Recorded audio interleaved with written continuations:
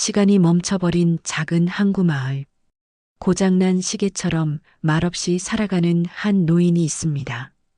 그가 마주한 건 잊었다고 믿었던 과거의 조각들이었고, 그 조각 속에는 미안합니다라는 말 한마디로 다 채울 수 없는 죄와 상처가 있었습니다. 오늘 당신은 한 명의 늙은 북파 공작원과 그가 지켜보던 유리창 너머의 이야기를 듣게 될 겁니다. 이것은 용서를 구할 수도 받을 수도 없는 시간 속에서 끝내 한 사람의 마음이 무너지는 순간을 따라가는 이야기입니다. 유리창 속의 파수꾼, 지금 시작합니다. 사연이 시작되기 전에 구독과 좋아요 한 번씩 부탁드립니다. 알림 설정까지 해주시면 다음 이야기도 가장 먼저 받아보실 수 있습니다. 조용한 항구의 시계 영감. 부산 영도구 끝자락 바다를 마주한 오래된 연립주택 단지에는 한 노인이 살고 있었습니다. 그의 이름은 송계훈, 올해로 80이 되었지요. 사람들은 그를 시계 영감이라 불렀습니다. 원래는 시계방을 운영했던 사람이라고 했지만 요즘은 손님도 없고 가게 간판조차 녹이 슬어 알아볼 수 없게 되었습니다. 바닷바람이 세차게 불어오는 골목 끝, 작은 가게 안, 개훈은 여전히 고장난 시계들을 만지며 시간을 보내고 있었습니다. 개훈은 매일 아침 같은 시간에 일어났습니다. 새벽 5시면 여명이 밝기도 전에 눈을 떴고 세면을 마친 후 바다로 난 작은 창가에 앉아 첫 잔의 커피를 마셨습니다. 찻잔은 오래된 도자기로 군 시절 전우가 선물한 것이었죠. 커피를 마시며 그는 작은 수첩을 펼쳐 시계 수리 예약이 있는지를 확인했지만 요즘은 빈 페이지가 더 많았습니다. 사람들은 더 이상 고장난 시계를 수리하지 않았습니다. 시계를 버리고 스마트폰을 새로 사는 시대였으니까요. 그날도 별다를 것 없는 하루였습니다. 바람은 거칠었고 바다는 잔잔했습니다. 개훈은 가게 안에 앉아 고장난 벽시계 하나를 분해하고 있었지요. 눈은 침침했지만 손놀림은 여전히 정교했습니다. 그러나 그의 얼굴엔 무언가 알 수 없는 무거움이 드리워져 있었습니다. 오랜 세월 깊은 곳에 묻어둔 기억이 어느 순간부터 조금씩 떠오르기 시작했기 때문입니다. 그 기억은 북녘의 설원, 얼어붙은 강, 그리고 눈을 감을 때마다 나타나는 하얀 눈밭 위 붉은 피였습니다. 개훈은 꿈을 꿉니다. 매일 밤 비슷한 장면으로 시작되지만 결말은 조금씩 다릅니다. 한 번은 눈 속에서 누군가 손을 뻗고 있었고 또 한 번은 자신이 총을 겨눈 채로 얼어붙어 있었습니다. 어떤 밤은 그저 하얀 눈밭만 펼쳐져 있었습니다. 그는 자주 침대에서 벌떡 일어나 이마에 식은 땀을 닦으며 창문을 열었습니다. 차가운 바닷바람이 그의 몸을 감싸면 겨우 현실로 돌아올 수 있었죠. 사람들은 그를 괜찮은 노인이라 말했습니다. 술에 취해 소란을 피우지도 않았고 누구에게 폐를 끼친 적도 없었으며 마을 아이들에게는 늘 말없이 사탕을 건네주었습니다. 하지만 아무도 몰랐습니다. 송계훈이라는 노인이 사실은 북파 공작원이었다는 것을, 그가 국가를 위해 명령을 위해 사람을 죽였다는 것을, 그리고 그 기억이 지금도 그의 가슴 깊은 곳에 시계 태엽처럼 감겨 돌아가고 있다는 사실을요. 그러던 어느 날 단골 다방의 여주인 강은진이 그에게 다가왔습니다. 은진은 40이 갓 넘은 여자였습니다. 도시적인 얼굴에 어울리지 않는 촌스러운 다방을 운영하고 있었지만 그곳은 의외로 늘 사람들로 북적였습니다. 마을 아저씨들 사이에선 미모의 다방 마담으로 통했지만 그녀는 누구에게도 쉽게 마음을 열지 않았습니다. 개훈은 일주일에 2번 다방에 들렀습니다. 늘 같은 자리, 창가에서 바다가 보이는 자리에 앉아 블랙커피 한 잔을 주문했습니다. 은지는 그에게 유독 친절했습니다. 설탕을 타지 않아도 커피를 시키는 시간을 미리 계산해 가져다 주었고 가끔은 조용히 시계를 맡기기도 했습니다. 이 시계 어릴 적 어머니가 쓰던 거예요. 은지는 어느 날 낡은 손목 시계를 내밀며 말했습니다. 유리창은 깨져 있었고 줄도 너덜너덜했지만 그녀는 그것을 꼭 쥐고 있었습니다. 이런 시계는 수리보다 복원이 더 어렵습니다. 개운이 조심스레 말했을 때 은지는 미소 지으며 말했습니다. 고쳐지지 않아도 괜찮아요. 그저 누가 들여다봐 줬으면 해서요. 그 말이 마음에 오래 남았습니다. 고쳐지지 않아도 괜찮다. 단지 누가 들여다봐 주기를 원한다. 개우는 그 말을 곱씹으며 그 시계를 여러 번 열어보고 닫았습니다. 마치 그녀의 마음을 읽어내려는 사람처럼요. 어느 날 밤 다방에 조금 늦게 들른 개우는 그날따라 왠지 모르게 긴장한 얼굴로 앉아 있었습니다. 밖엔 비가 내렸고 바다는 어두운 밤빛에 묻혀 보이지 않았습니다. 은지는 그의 앞에 커피를 놓고 그 자리에 앉았습니다. 시계 잘 고쳐졌나요? 네. 조금 덜 정확할 수는 있지만 돌아가긴 합니다. 그 시계 아버지가 마지막으로 차고 계셨던 거예요. 은진이 조용히 말했습니다. 개우는 커피를 입에 대다 말고 고개를 들었습니다. 제 아버지는 1981년에 북에서 실종되었어요. 함경도 어딘가에서요. 설야 작전 혹시 들어보셨습니까? 그 순간 개운의 손에서 커피잔이 미끄러졌습니다. 잔은 바닥에 떨어지지 않았지만 그의 눈빛은 커피보다 더 깊은 어둠 속으로 빠져들었습니다. 설야 작전. 그건 그가 수행한 마지막 임무였습니다. 함경북도 어느 외딴 마을에서 위장 귀순자를 색출하라는 명령이 떨어졌고 그는 그 가족까지 제거하라는 지령을 받았습니다. 그러나 그는 그 가족 중 딸 하나를 남긴 채 철수했습니다. 그날 하얀 눈 위에 쓰러진 여인의 팔 위로 작고 어린 손이 올려져 있었지요. 그는 그 아이를 외면하고 작전지에서 빠져나왔습니다. 그는 그 아이가 죽었으리라 생각했습니다. 아니, 그렇게 믿고 싶었습니다. 은진이 입을 열었습니다. 당신 북에서 오신 분이죠? 개우는 말이 없었습니다. 바다 너머를 바라보며 떨리는 눈동자를 애써 감췄습니다. 그날 밤 그는 처음으로 시계방에 불을 켜지 않았습니다. 한동안 시계를 만지던 손도 멈췄습니다. 그리고 조용히 작은 금속함을 꺼냈습니다. 그 안엔 군번줄, 오래된 사진 한 장, 그리고 작전 노트가 들어 있었습니다. 사진 속의 소녀는 5살 남짓, 따은 머리를 한 채 웃고 있었습니다. 그리고 그 뒤에 흐릿하게 보이던 여인의 얼굴. 강은진과 너무 닮아 있었습니다. 개우는 손으로 얼굴을 감쌌습니다. 숨을 쉴 수 없을 정도로 가슴이 조여왔고 그의 어깨는 작게 떨렸습니다. 오래전 눈밭에서 외면했던 그 작은 생명.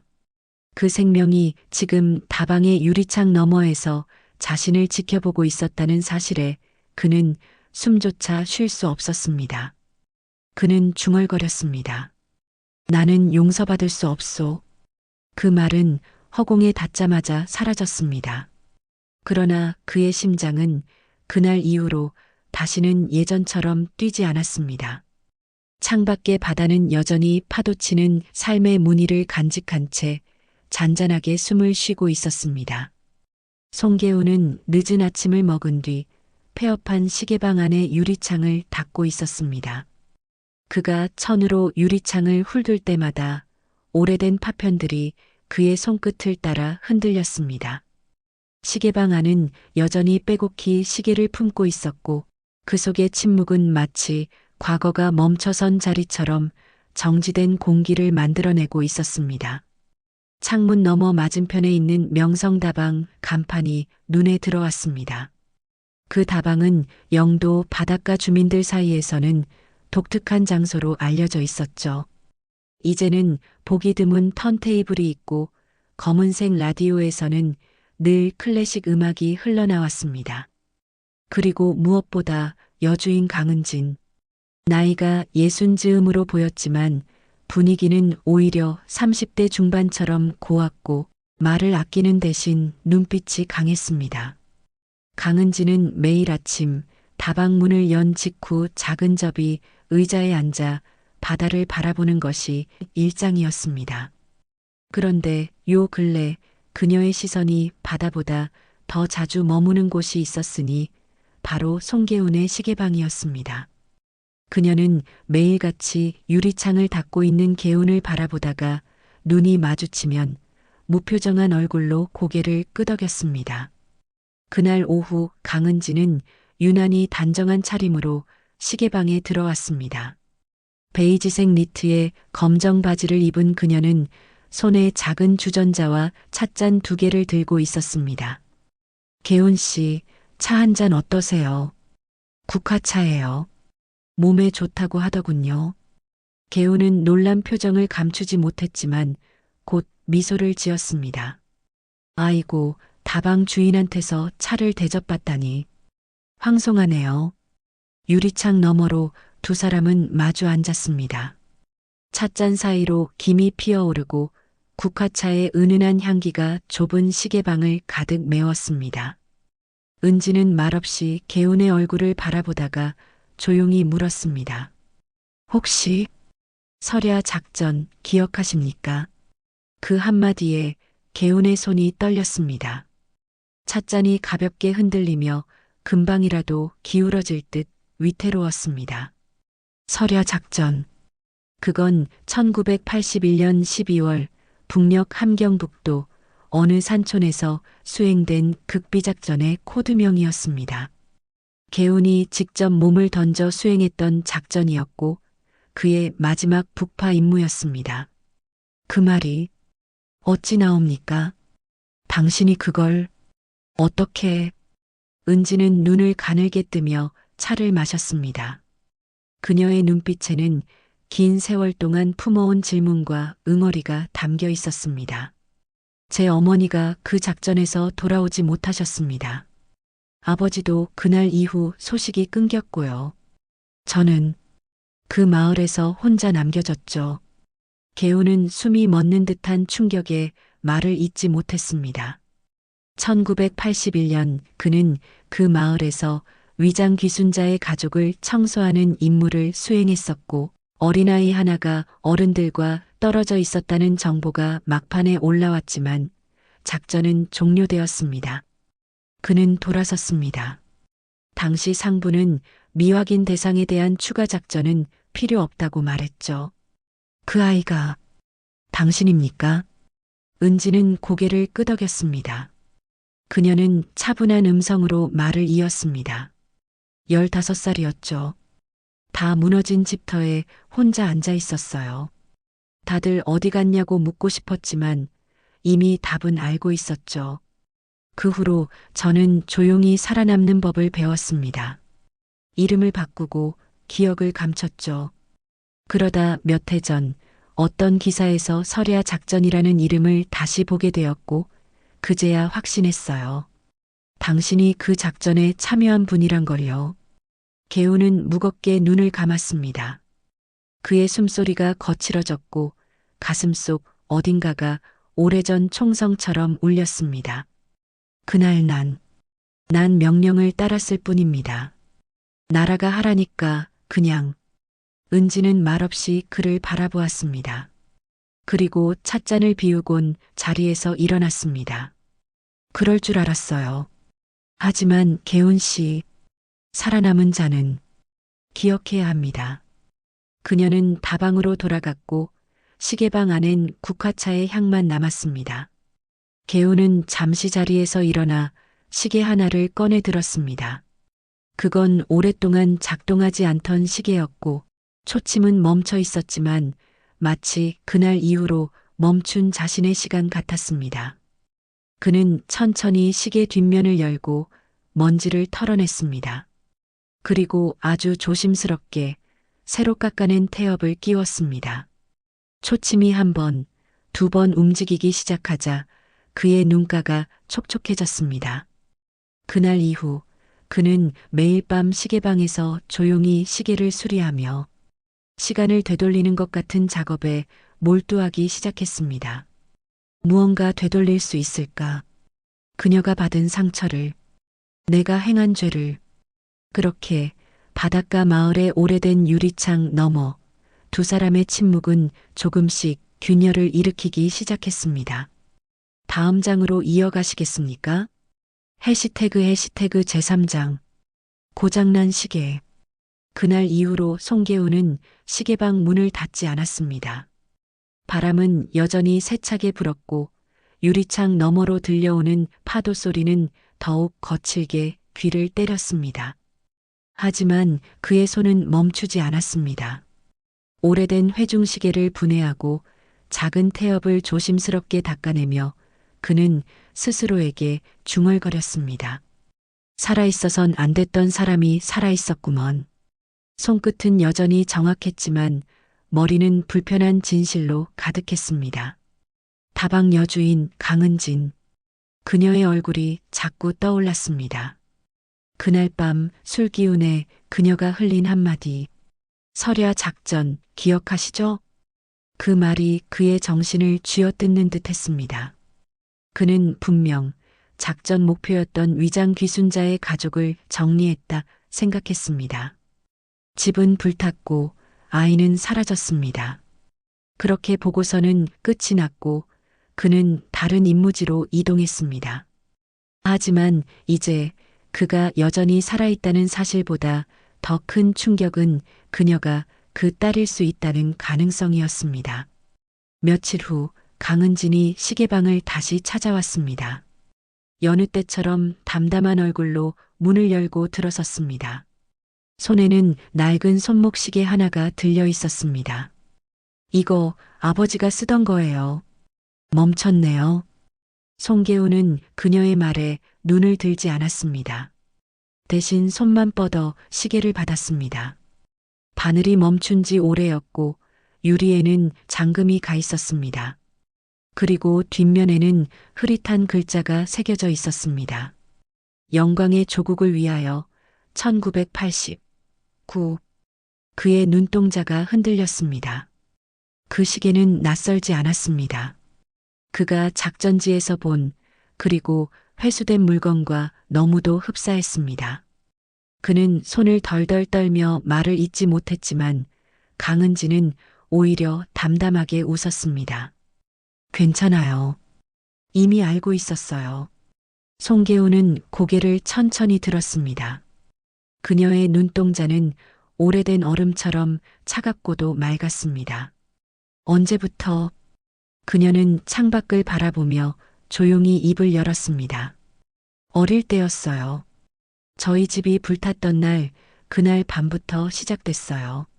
아버지는 돌아오지 않았고 어머니는 결국 병이 나서 돌아가셨어요. 하지만 한 가지는 확실히 기억나요. 그날 밤 창문 너머로 날 보던 군인의 눈빛이요. 개운의 손이 멈췄습니다. 그는 본능적으로 그날 밤의 기억을 떠올렸습니다. 방화가 끝난 후 연기 속에서 누군가 움직였고 창문 너머로 아이의 눈이 번뜩였던 순간 그는 분명 오인이라 생각했습니다. 그 아이는 집안에 없었다고 판단했고 작전은 성공이라 결론 내렸습니다. 하지만 그 눈은 살아남았습니다. 그리고 지금 그의 눈앞에 있었습니다. 왜 이제야 말했습니까? 그녀는 미소를 지었습니다. 하지만 그 미소에는 눈물이 맺혀 있었습니다. 처음엔 몰랐어요. 그냥 이상한 기분이 들었을 뿐이에요. 그런데 어느 날 시계방 유리창 너머로 선생님을 보는데 느낌이 왔어요. 그리고 시계 하나를 맡겼죠. 그 시계를 고치러 온 날 뒷면에 이름을 봤어요. 아버지의 동료였던 분과 같은 이름이었죠. 조사해보니 너무 많은 게 맞아떨어졌어요. 송계호는 아무 말도 하지 못했습니다. 그의 가슴 안에서 뭔가 뜨거운 것이 올라오는 듯 했습니다. 죄책감, 공포, 부끄러움 그것들은 세월을 뛰어넘어 그를 짓눌렀습니다. 죽어야 할 사람은 나였지.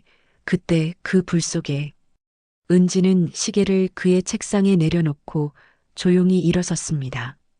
이 시계 고치실 수 있으세요? 아버지의 시간이 멈춘 그날 이후로 한 번도 돌아가지 않았거든요. 고칠 수 있으면 고쳐주세요. 그게 사죄가 되진 않겠지만요. 개우는 고개를 끄덕였습니다. 한마디 말도 하지 않고 시계를 들고 안쪽 작업실로 들어갔습니다. 낡은 루페를 꺼내 눈에 끼우고 망가진 태엽을 살펴보았습니다. 먼지가 껴있고 윤활유는 말라붙어 있었습니다. 하지만 회복 불가능한 손상은 아니었습니다. 그는 태엽을 조심스럽게 분리하며 중얼거렸습니다.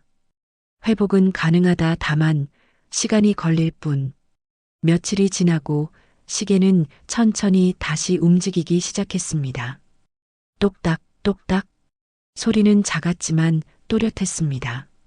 그리고 그 순간 그의 가슴 안에서도 무언가가 조금씩 움직이기 시작했습니다. 마치 멈춰있던 시간이 다시 돌아가는 것처럼요. 그는 그날 밤 낡은 책상 앞에 앉아 일지를 꺼냈습니다. 그리고 떨리는 손으로 펜을 들어 처음으로 적었습니다. 1981년 2월 17일. 함경도 설야 작전. 대상가옥 방화 완료. 생존자 없음으로 보고됨. 그러나 오판 가능성 있음. 그는 그 페이지를 찢어내어 봉투에 넣었습니다.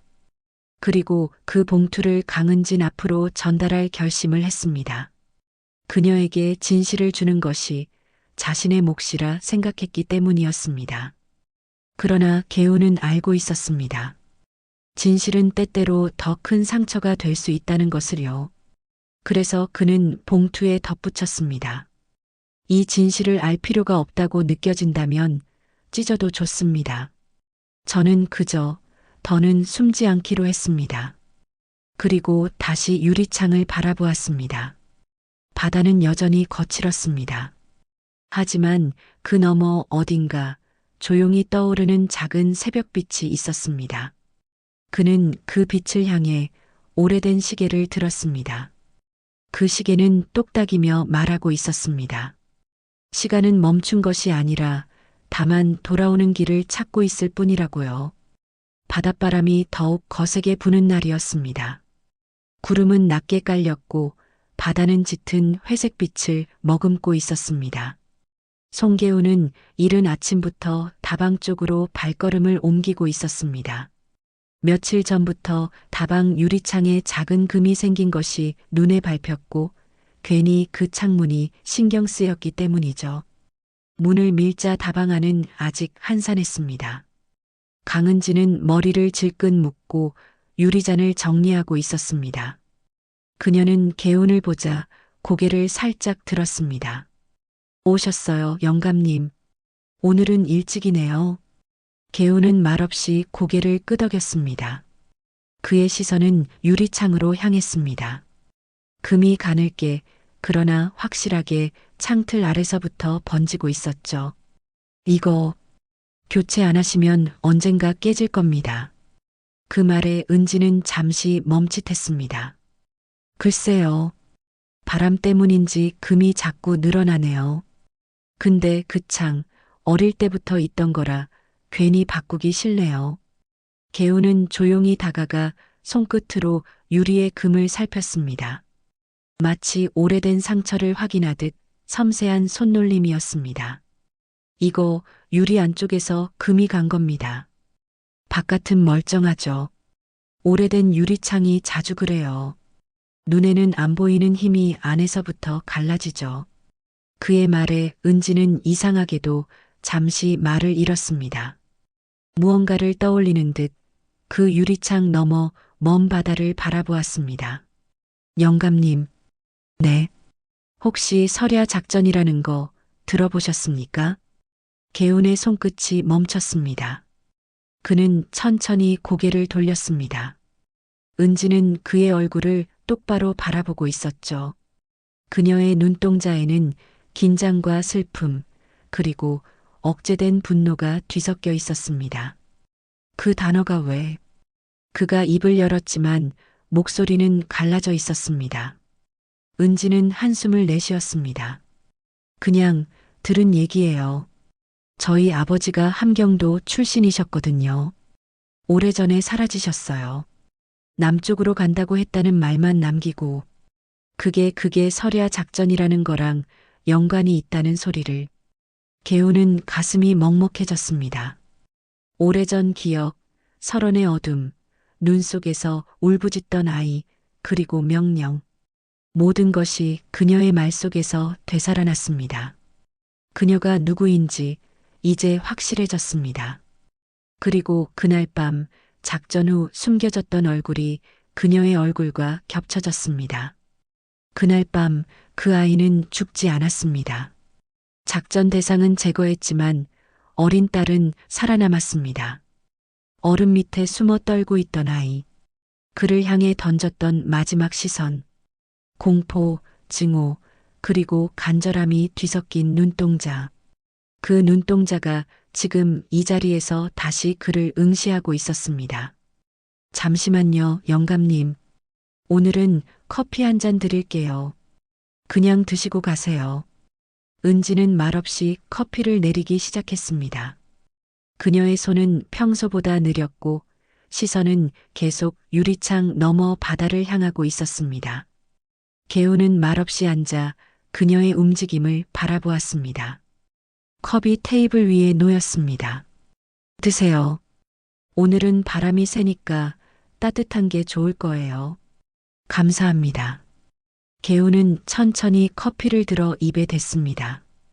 향이 진하게 퍼졌고 미묘한 쓴맛이 목을 타고 내려갔습니다.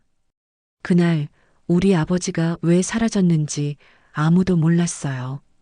엄마는 끝내 돌아가시기 전에까지 그 사람을 기다렸죠. 설야 작전이라는 걸 난 커서야 들었어요. 북쪽에서 내려온 첩보원 아니면 간첩 그런 이야기들. 근데 누가 알려주더라고요. 내 아버지는 그런 게 아니었다고. 그냥 남쪽으로 가고 싶었던 사람일 뿐이었다고요. 그녀의 말에 개우는 숨을 고르기 시작했습니다. 손등에 핏줄이 드러날 정도로 손을 꽉 쥐고 있었습니다. 사람들이 쉽게 말하죠. 그 시절엔 그런 일이 많았다고.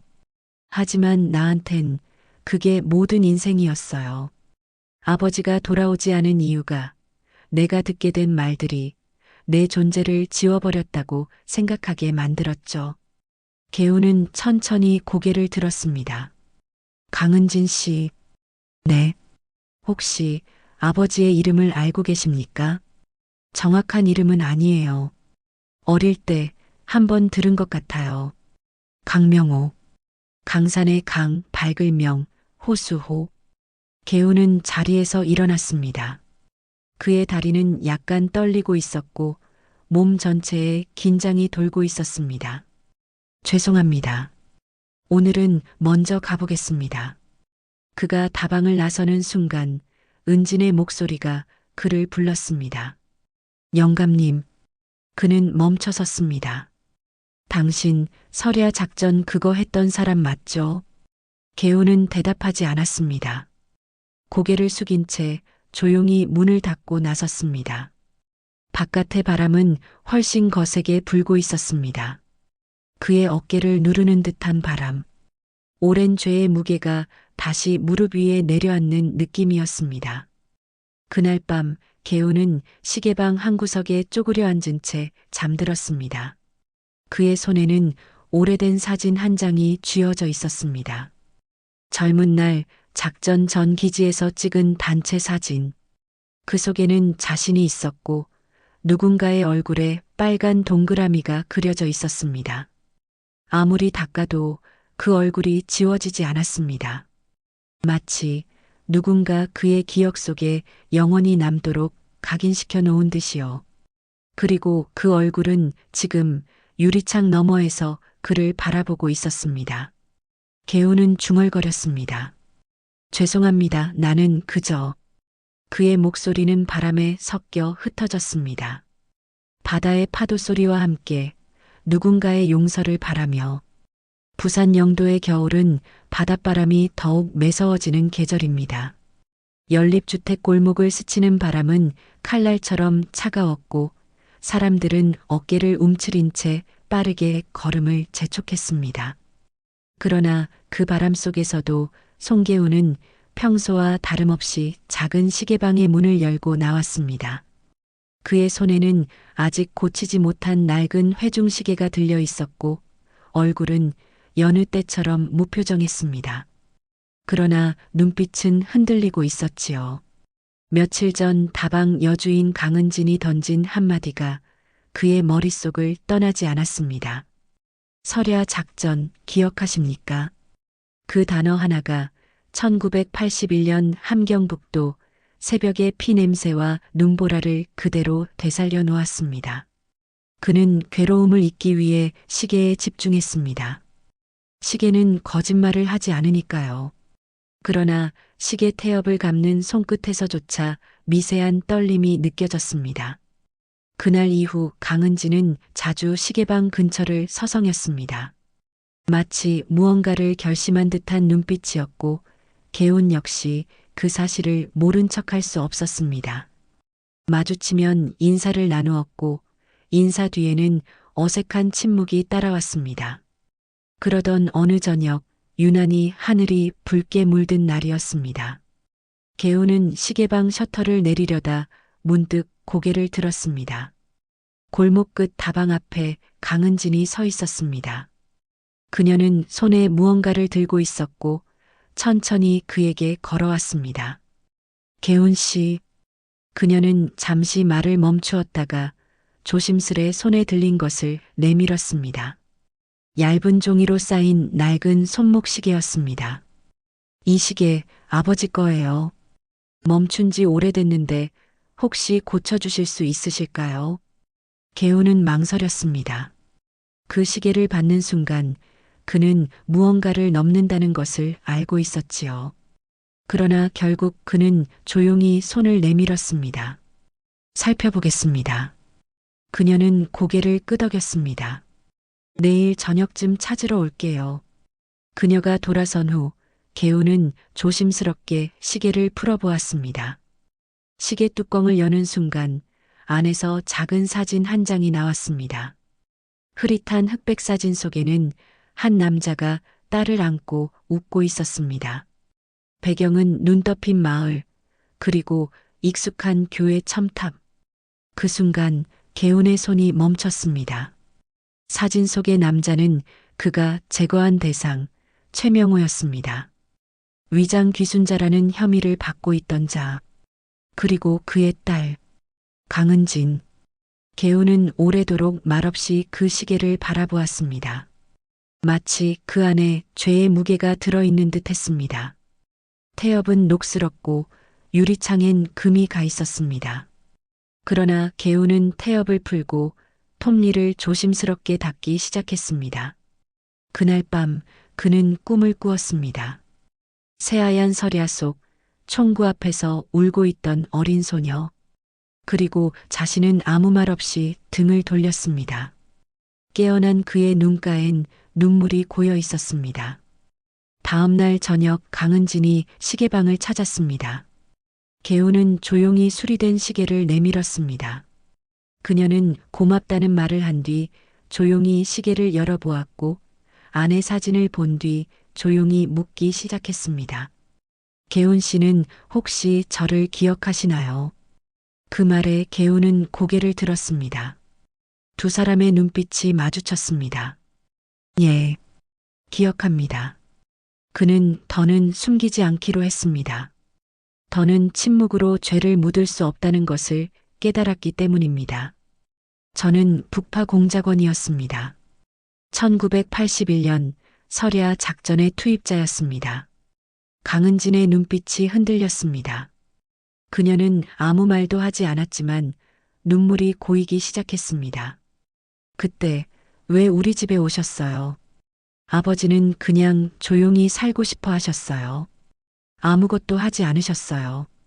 개우는 고개를 숙였습니다. 그게 명령이었습니다. 증거는 불충분했지만 상부의 판단이 있었습니다. 나는 의심 없이 따랐습니다. 그녀는 눈물을 닦았습니다. 잠시 후 그녀는 조용히 입을 열었습니다. 그날 이후 어머니는 폐인이 되셨고 저는 고아가 됐습니다. 오랫동안 떠돌다가 결국 이곳으로 왔죠. 아버지가 고향이라고 했던 이곳. 개우는 조용히 고개를 끄덕였습니다. 죄송합니다. 그 말밖에는 드릴 말이 없습니다. 그녀는 한동안 침묵했습니다. 그리고는 의외의 말을 꺼냈습니다. 미워했어요. 아주 오랫동안. 그날 밤 아버지를 데려간 사람이 누구인지 얼굴은 기억이 안 나지만 등에 있는 문양은 기억나요. 흰 늑대. 맞죠? 개우는 그 말에 숨이 멎는 듯 했습니다. 그것은 자신이 속했던 특수부대의 문장이었습니다. 작전복 뒤에 그려져 있던 상징. 그녀는 한참을 말없이 시계를 매만졌습니다. 그런데요, 요즘은 생각이 조금 달라졌어요. 원망만으로는 살아갈 수 없더라고요. 그래서 이 시계를 고쳐보고 싶었어요. 어쩌면 그걸 개운 씨가 고쳐주신다면 무언가 바뀌지 않을까 해서요. 개운은 말없이 고개를 숙였습니다. 눈앞의 여인이 보여주는 용서의 가능성이 그의 가슴을 찔렀습니다. 밖에서는 또 바람이 불고 있었습니다. 창밖의 유리창은 서리로 흐려졌고 두 사람은 그 흐림 속에서 과거의 그림자를 바라보았습니다. 개우는 조심스럽게 입을 열었습니다. 혹시 괜찮으시다면 내일 저와 함께 바닷가에 가주실 수 있겠습니까? 드리고 싶은 말이 있습니다. 강은지는 잠시 그를 바라보다 고개를 끄덕였습니다. 좋아요. 내일 오후 다방 문 닫고 갈게요. 그녀가 시계를 들고 떠난 후 개우는 다시 시계방에 앉았습니다. 회중시계의 뚜껑은 닫혔지만 그의 가슴은 아직 열려 있었습니다. 그리고 내일이 오면 그는 그 안의 모든 것을 꺼내어 놓아야 했습니다. 뒤늦은 고백은 상처를 치유하지는 못할지라도 마침내 진실의 시작이 되어줄 것이라 그는 믿었습니다. 하루하루가 느리게 흐르고 있었습니다. 강은진이 다방 문을 걸어 잠그는 시각은 점점 빨라졌고 송개우는 바닷바람을 맞으며 항구를 서성이며 보내는 시간이 늘어났습니다. 둘은 마주칠 때마다 짧은 인사를 주고받았지만 마음의 거리는 조금도 좁혀지지 않았습니다. 그날도 마찬가지였습니다. 초겨울의 찬 바람이 항구를 훑고 지나가는 날 송개우는 무릎이 시려우면서도 일부러 느린 걸음으로 다방 앞을 지나갔습니다.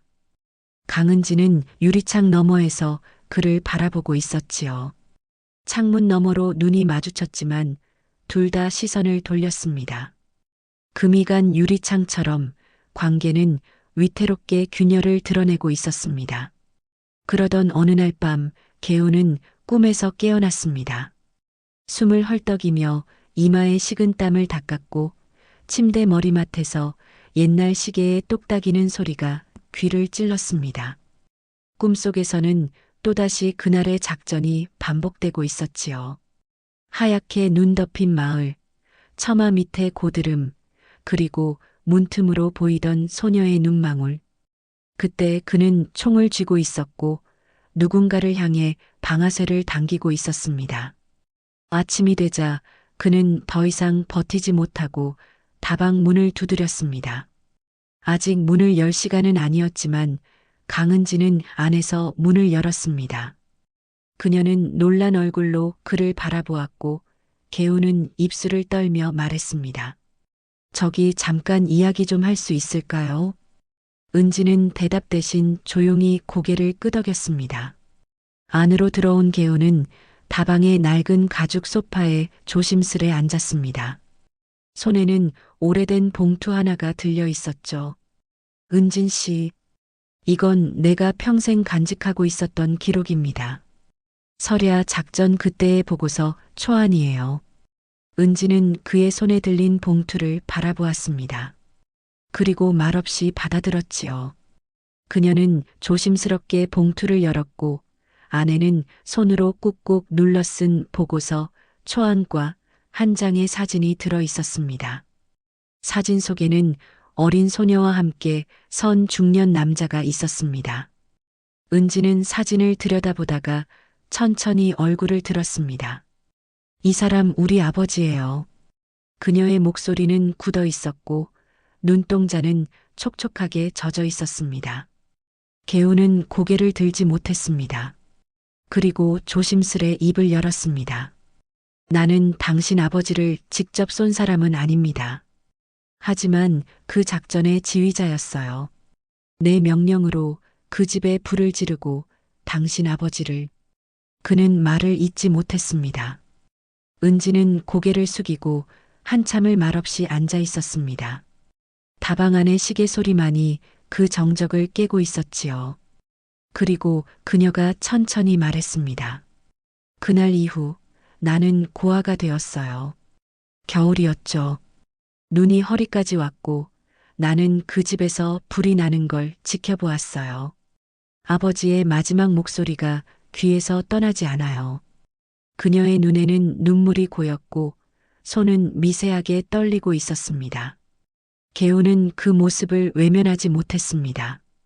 은진 씨, 나는 평생 그 죄를 짊어지고 살아왔습니다. 그리고 이제야 이 이야기를 꺼낼 수 있었어요. 은지는 고개를 들었습니다. 그녀의 눈빛은 단호했지만 어딘가 복잡한 감정이 얽혀 있었습니다. 왜 이제야요? 왜 지금에서야 찾아왔죠? 40년이 지났어요. 그동안 나는. 그녀는 말을 멈추고 입을 다물었습니다. 눈물이 볼을 타고 흘러내렸습니다. 개우는 입을 다문 채 고개를 숙였습니다. 그의 손이 주름진 무릎 위에서 떨리고 있었습니다. 용서를 바라는 게 아닙니다. 그냥 내 삶이 끝나기 전에 진실을 말하고 싶었습니다. 당신이 알아야 한다고 생각했어요. 은지는 보고서 초안을 조심스럽게 봉투에 다시 넣었습니다. 그녀의 손끝이 떨렸고 입술은 파르르 떨리고 있었습니다. 잠깐 나가 계세요. 혼자 있고 싶어요. 개우는 말없이 일어섰습니다. 문을 열고 나오는 순간 찬바람이 얼굴을 때렸습니다. 항구 쪽으로 천천히 걸음을 옮기며 그는 속으로 되뇌었습니다. 이제는 이 고백이 내게 어떤 벌이 되더라도 감수해야 합니다. 그날 이후로 다방은 며칠간 문을 닫았습니다. 은지는 모습을 드러내지 않았고 주민들은 그저 감기라도 걸렸겠거니 하고 생각했지요. 개우는 다방 앞 벤치에 앉아 있는 시간이 길어졌습니다. 어떤 날은 손에 편지를 들고 왔다가 그대로 들고 돌아가기도 했습니다. 사흘째 되던 날 다방 문이 다시 열렸습니다. 은지는 평소처럼 조용한 표정으로 나타났습니다. 다만 눈가의 부기가 덜 가라앉았고 손등에는 붉은 자국이 남아 있었습니다. 그녀는 아무 말 없이 다방을 정리했고 커피를 내렸습니다. 개운이 조심스럽게 다가왔습니다. 괜찮으신가요? 은지는 고개를 들고 그를 바라보았습니다. 그리고 작게 웃었습니다. 당신이 내게 죄를 지은 것처럼 나도 당신에게 미움이라는 죄를 지었어요. 그 죄는 나 혼자서 감당해야 할 것 같아요. 개우는 아무 말도 하지 않았습니다. 그저 그녀의 앞에 앉아 따뜻한 커피 한 잔을 마셨습니다. 둘 사이에는 여전히 말 못할 감정들이 흐르고 있었지만 그날의 침묵은 이전과는 조금 달랐습니다. 서로의 고통을 인정하게 된 순간이었지요. 다방 유리창에는 여전히 금이 가 있었지만 그 금은 이제 깨진 상처가 아니라 지난 시간의 증거처럼 느껴졌습니다.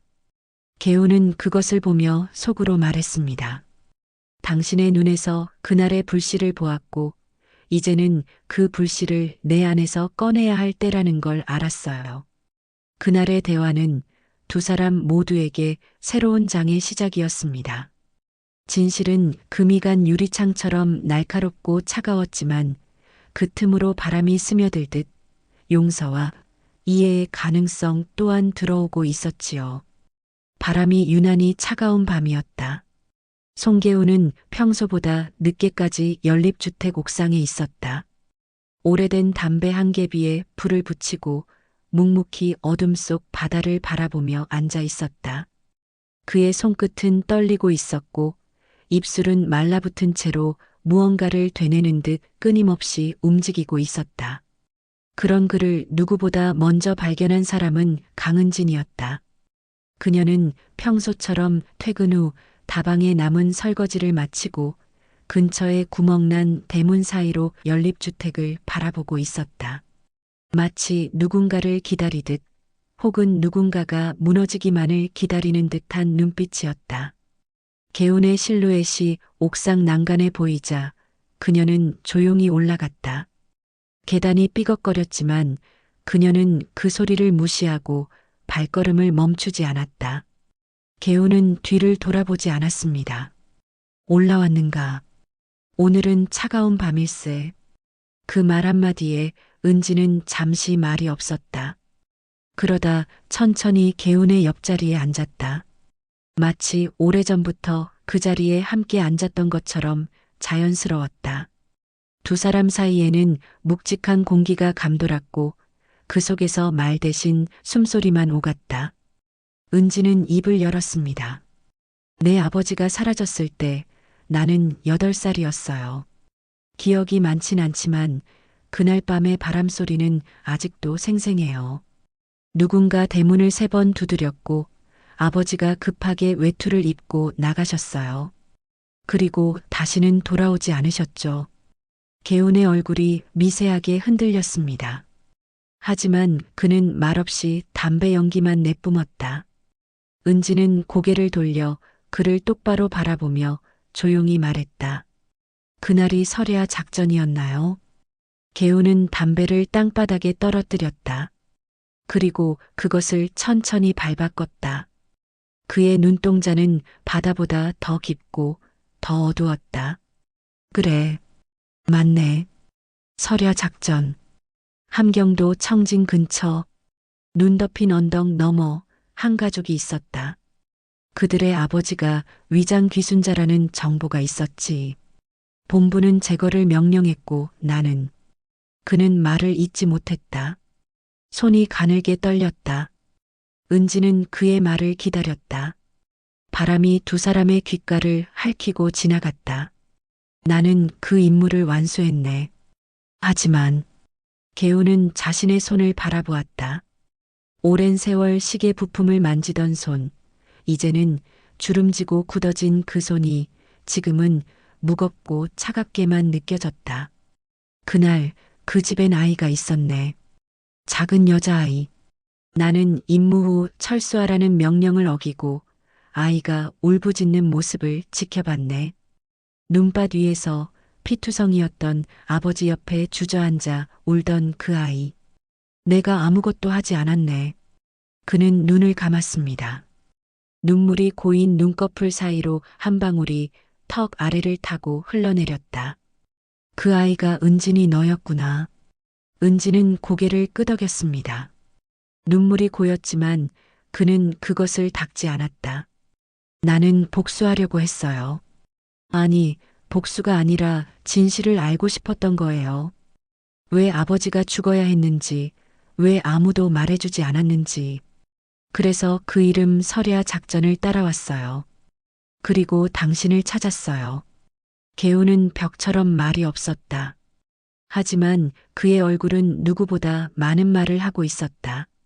처음에 당신을 봤을 땐 그냥 늙고 조용한 노인이라 생각했어요. 하지만 당신이 시계를 수리할 때마다 그 섬세한 손놀림을 볼 때마다 이상하리만큼 분노가 일지 않았어요. 나를 고아로 만든 사람이 이렇게 평범하게 살고 있을 리 없다고 믿고 싶었는지도 몰라요. 그녀의 눈빛에는 복잡한 감정이 교차하고 있었다. 원망, 이해, 고통, 그리고 무엇보다 외로움. 이젠 알고 싶어요. 왜 그렇게까지 해야 했던 거예요? 개우는 조용히 입을 열었다. 그땐 그게 나라였네. 우리가 속한 나라는 적을 제거하는 것으로 정의를 지켰다고 생각했지. 하지만 시간이 지나며 정의는 점점 사람의 얼굴을 잊어갔네. 나는 그 얼굴들을 지워야만 했다네. 은진이 고개를 숙였다. 그 얼굴이 내 아버지였군요. 한참의 침묵이 흐른 후 은진이 물었다. 후회하세요? 개우는 대답하지 않았다. 그러나 그의 얼굴엔 고개를 1000번 끄덕인 듯한 고통이 서려 있었다. 그는 자신의 양손을 바라보며 천천히 고개를 숙였다. 그날 이후 나는 시계만 고쳤네. 멈춘 시계, 깨진 유리창, 고장난 시간. 하지만 나 자신은 한 번도 고치지 못했지. 이 손으로 다시는 사람을 만지지 않겠다고 결심했네. 그게 나의 속죄였네. 은지는 눈을 감고 고개를 끄덕였다. 그러고는 개운의 손등 위에 조심스럽게 자신의 손을 얹었다. 개운이 놀라 고개를 들었을 때 은지는 조용히 말했다. 이게 용서인지 아직은 모르겠어요. 하지만 아버지도 지금의 당신을 보셨다면 아마 그냥 이 말을 하셨을 것 같아요. 이제 그만 괴로워하라고요. 개우는 눈물을 참지 못했다. 그날 이후로 처음으로 그는 누군가의 손길을 온전히 받아들였다. 벽 같았던 고통이 처음으로 금이 가기 시작한 밤이었다. 옥상 아래에서는 파도 소리가 끊임없이 들려왔다. 유리창 너머로 보이는 바다는 여전히 깊고 어두웠다. 그러나 그 위에는 미약하지만 분명히 떠오르는 달빛이 있었다. 바닷바람은 여느 때보다 세차게 불었습니다. 송개우는 검은 바람막이 점퍼를 여며 입고 연립주택 옥상 난간에 기대어 서 있었습니다. 먼 바다 끝을 바라보며 그는 한참 동안 침묵을 지켰습니다. 바다는 여전히 잔혹하고 아름다웠고 개운의 눈빛은 잃어버린 시간을 끌어안고 있는 사람처럼 깊고 쓸쓸했습니다. 며칠 전 은지는 다방 문을 닫았습니다. 그날 밤 이후 그녀는 다시 그곳을 열지 않았습니다. 개우는 그녀의 집으로 몇 번 찾아갔지만 초인종 소리에 응답은 없었습니다. 그녀는 사라졌고 그의 가슴엔 검은 먹구름이 드리웠습니다. 하지만 오늘 아침 은진에게서 편지 한 통이 도착했습니다.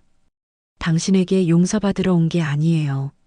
그저 당신을 알고 싶었어요. 내가 어떤 사람의 딸인지, 그 사람이 누구였는지. 하지만 그 대답을 듣고 나니 이제는 떠나야 할 시간 같아요.